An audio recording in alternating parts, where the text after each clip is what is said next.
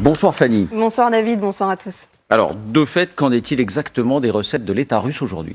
Eh bien, le chiffre, vous allez le voir, est spectaculaire. 97 milliards de dollars, 97 milliards de recettes entre janvier et juillet de cette année grâce au gaz et surtout, vous allez le voir, grâce au pétrole qui lui a rapporté à lui seul à la Russie environ 74 milliards de dollars.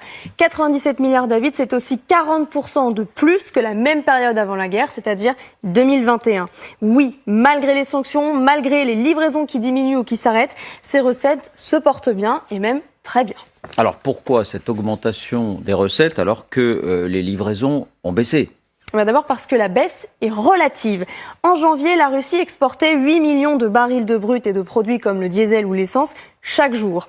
Ce chiffre est tombé à 7 400 000 barils chaque jour en juillet, soit 600 000 barils par jour en moins.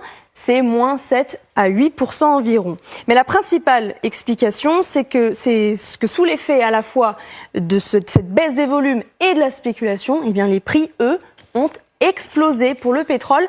On est passé d'un baril de 71 $ en moyenne en 2021 à un baril qui, vous le voyez, a flambé jusqu'à près de 130 $ le baril au cours des premières semaines de la guerre. Quasiment le double par rapport donc à l'année précédente, avant de redescendre et d'atteindre une moyenne autour de 100 $. En moyenne, les prix du baril ont donc bien été supérieurs à ceux de 2021.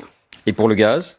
Et pour le gaz, on est passé d'environ 30 € le mégawattheure en moyenne en 2021 à 265 € le mégawattheure, 9 fois plus aujourd'hui. En clair, l'effet de la petite baisse de volume a été largement compensé, et même beaucoup plus que ça, par la hausse des prix. Mais alors, qui achète? Qui continue à financer la Russie via le gaz et le pétrole? Eh bien, c'est l'Union européenne elle-même qui reste de loin le premier financeur entre le 24 février, début de la guerre en Ukraine, et aujourd'hui. Ce soir, l'Union européenne a à elle seule acheté pour 86 milliards de dollars d'hydrocarbures à Moscou, 48 milliards pour le pétrole, 35 pour le gaz et on peut ajouter 3 milliards pour le charbon.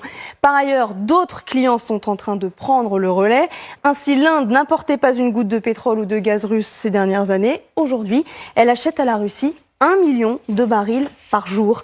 La Russie est même devenue son premier fournisseur. La Russie est aussi devenue le premier fournisseur de pétrole de la Chine.